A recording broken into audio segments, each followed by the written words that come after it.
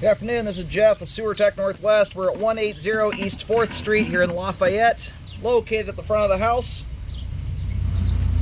We're just to the right of the doorway. It's a trickier clean out to hunt down just because the crawl space is small. It's hard to see into. So you got your bathroom window here.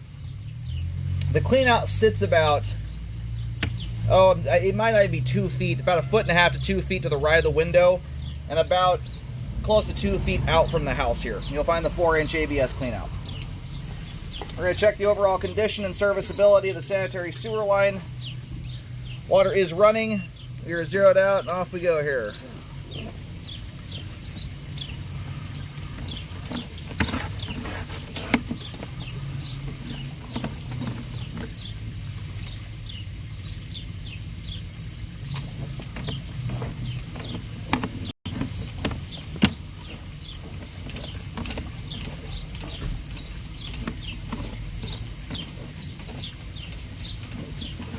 Camera's upside down right now, if you're wondering why the water's flying overhead.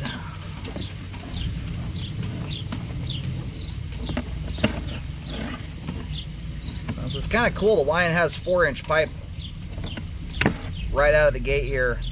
Likely 3-inch through the interior, but that's a nice thing if you ever do an addition, you know, add bathrooms on. Once you get to so many fixtures, you have to bump up to a larger diameter pipe. In a lot of homes this size, you don't hit 4-inch pipe till you get out near the right-of-way. So you got to add a bathroom in, and it causes you to have to trench the whole front yard up to bump the diameter up. So we hit through a spot there was some standing water just a moment ago. We'll see how that looks at the end here when the line's drained off.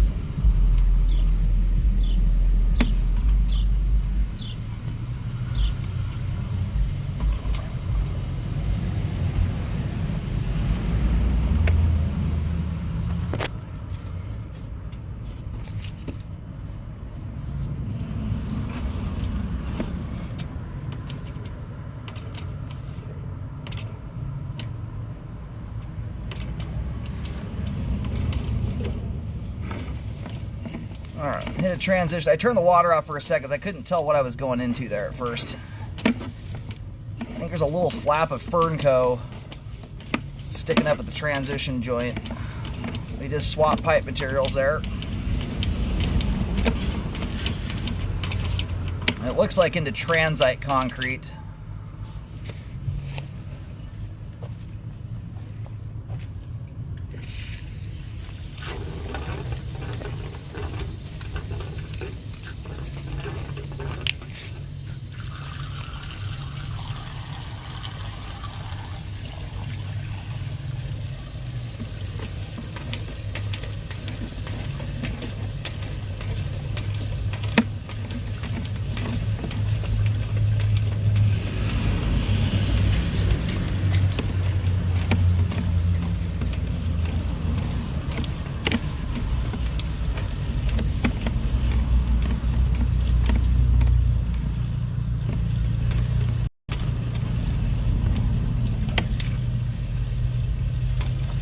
Alright, and there's the main there at about 84 feet.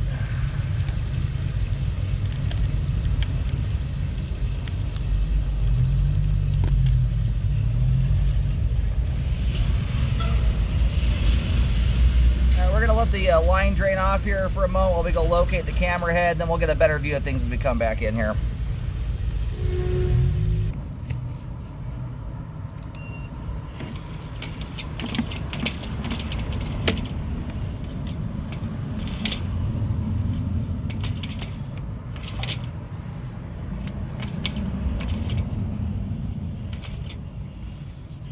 I'm kind of surprised we have water still flowing through the line right now. I use a garden hose. It usually drains off very quickly. Anyway, I located the camera head successfully. Line terminates out on 4th Street. Line makes a little bit of a jog towards the driveway, but straightens out and shoots out into the road before getting to underneath the driveway. I did put a reference marking down at the main lateral connection. You'll see a green T out in the street. That's where the line hits the main.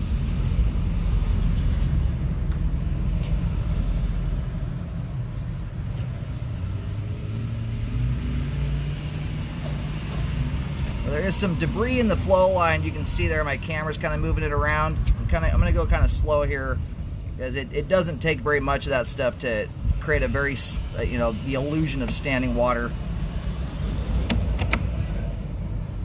Get little debris dams that will form.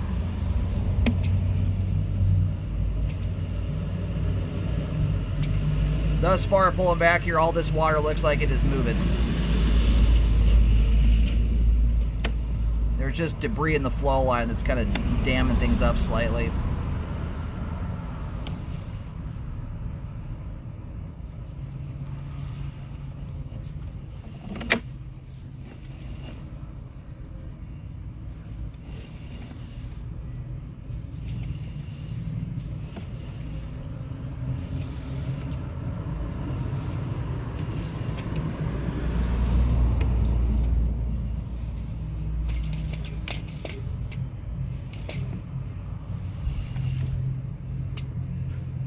And I may have to do a little reviewing of this video at home. I've got 2 umbrellas up that just the sun glare out here is really rough.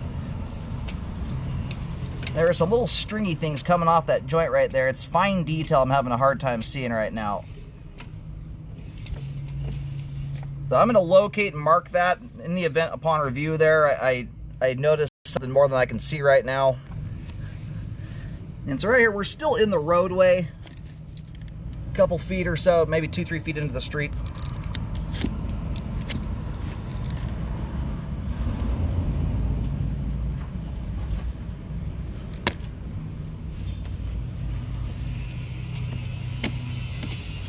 So it looks like there's a little bit of standing water here. It's quite minor. The worst that the standing water is in this thing is 1/16 quarter inch of water. And at that kind of distance from the home, that's not the kind of standing water generally I would ever recommend repairs on. Similar stuff here. Line's finally, it fully drained off now, so. Even up close to the home, that's not the kind of standing water I generally recommend repairs on. Typically where I start to consider repairs on standing water is once there's an inch of water for 5 feet.